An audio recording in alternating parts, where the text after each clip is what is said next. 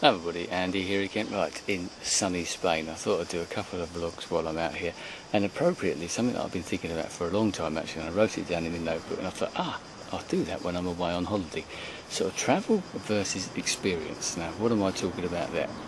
In my sort of longish life, I suppose, 50 years now, I've been sort of pretty lucky to have sort of travelled around and done a reasonable amount. I've been to America sort of 3 times. This is the third time I've been into this sort of area of Spain.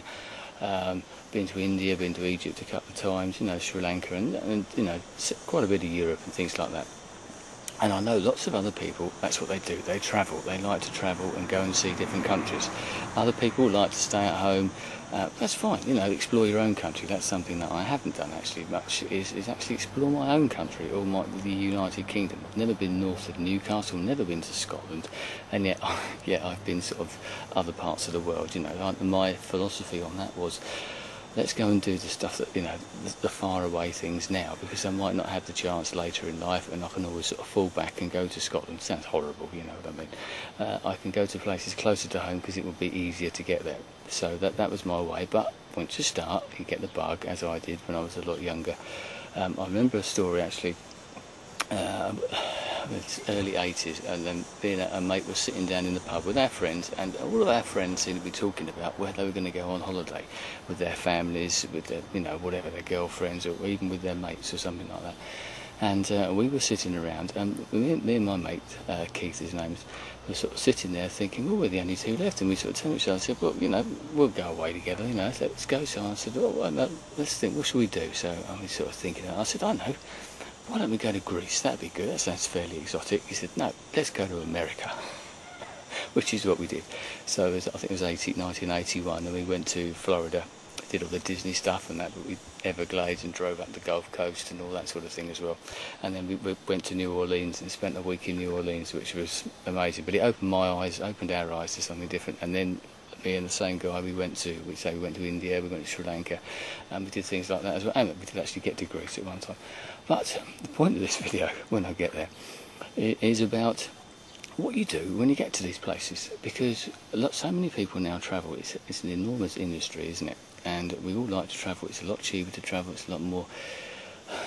It's just easier generally, isn't it? To go wherever you want to go. Airfares are still relatively cheap.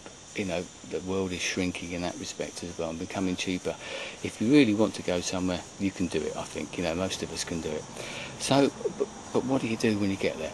I'm one of these people who likes to do things slightly differently. For example, this particular holiday and the other 2 holidays that I've had in Spain, holiday that I had in New York last year, and several other holidays that I've done, and with my mate Keith in the past, and even with my wife when we went to Egypt, and we basically backpacked around, is that we've done it on our own. We haven't done it through companies. We've done it through the internet nowadays, or just booking it yourself, finding out what you want to do, decide what you want to do, and booking it. And I suppose it's being a bit more adventurous, but so many people I see just do, just sort of go to places on a package tour, and it's sort of a tick in the box exercise, if you know what I mean. They go on a coach tour and say, right, we've been to Granada, we've been to, we've done Andalusia, we've done Seville, or whatever it is. They don't actually see the place. I've seen it. I've seen coach tours when I've been in these places, like the Taj Mahal, and people get off the coach, walk in, take a few photos, walk out, and go. That is not the way to see somewhere like the Taj Mahal. When I went, we actually planned it so we went on a full moon. So we saw it at the full moon, we went at dawn, we went at dusk, we went in the middle of the day, and it looked different every single time that you go there. It's one of the beauties of that particular site. But so many people miss this, and they just sort of go, travel is a tick in the box exercise. I like to explore, even here. But I've mentioned in other videos, if you've seen them yet, I don't know. But walking around here, the gardens here, I sort of walk around, I'm climbing up on the roof, and I'm looking around and finding out what's here. I'm interested. I want to get out there and see what's over, I said before, around the next corner, over the next hill type of thing. See a bit about what it's like. Come and stay in a place like this, and get a feel for the area, rather than sitting in a hotel.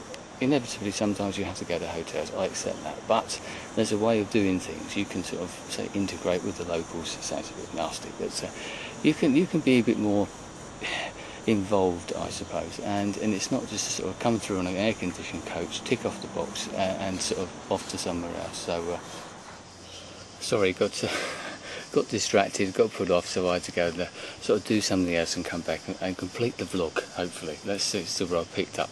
I was saying people sort of ticking the box exercise. Now, I know some people have only got a certain amount of time, they've only got a certain amount of money, and that's the way that they have to do these things. I know I spoke to a guy who recently retired from work, and he was going to do a world cruise, 3 months, going around the world, literally right the way around the world, stopping off at just about everywhere you could possibly think of. Because it's what he wanted to do. He felt he could go around the world, but he was stopping off in places. For example, Sydney was one that I picked out, and I think the ship was docked there for a total of about 8 hours. So, you know, they get off, they go on a coach tour, and they go quick, zip around the city, jump off here, the Sydney Harbour Bridge probably, the Opera House, blah blah blah. And to me, they're not really seeing something, they're not experiencing something. As I said, that's all he could do. Unless if he wanted to visit all these places individually, there's probably no way that he ever could, and I know that's the same with lots of other people. Some people haven't got the opportunity to go to these places year in, year out.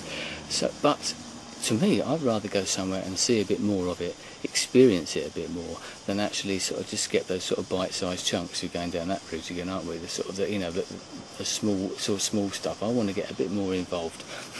And this is cutting across. I can see I'm not going to go down that way, but you can probably see where my mind's working already as I'm talking about what I'm talking about there, the short attention span stuff. But as I said, that's what people have to do. So I accept that. I respect that view.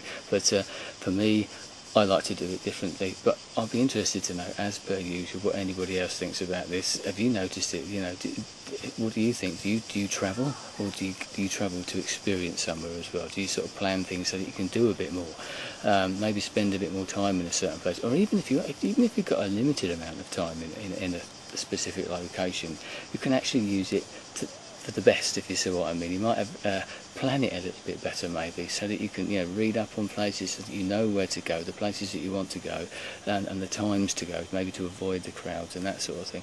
Because inevitably, if you go somewhere where the crowds aren't around, it's a different experience. I mentioned Taj Mahal earlier, and I say we planned it so that there was a full moon, and that was absolutely amazing. Weren't that many people there actually, but it sort of glowed, and it looked different. One thing with the Taj Mahal, it looks different every single time you go. It didn't matter what type of day you go there, it looks different, which is why we did it at dusk, where it looked sort of a pinky colour in the afternoon, it looks orange, and it sort of glows in the moonlight type of thing as well.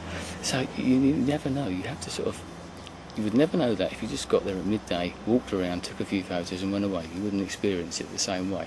As I said, some people haven't got that time, but to cut a long story short, I prefer to do it that way. I like to sort of just get off the beaten track maybe, just sort of walk around. I did that in New York actually on the Sunday morning. I thought, right, when everyone else was asleep, I just got up, took the video camera and wandered off. I seem to remember recording a bit of a vlog actually, and I just sort of thought, right, I'll walk down here and let's see where this goes, and this here, and then we walked up there, and I did it later on. I quite often on holidays, wife and the kids are sitting around the pool, and I think, right, I'm just going to go off. I might take myself off for a drive somewhere, or I might just go for a walk somewhere, because as much as I love lazing around the pool, it's great to chill out and all that, sometimes I just need to do something a little bit extra, to go out there and experience something a little bit different, explore a little bit, as I said. So, as I said, your experiences, your thoughts on this would be very, very welcome. I'll be interested to know if you felt that, do you go somewhere to experience it, or you just want to go and tick off the box, and I can see that. But anyway, thanks for your time. I'll speak to you again soon. Goodbye.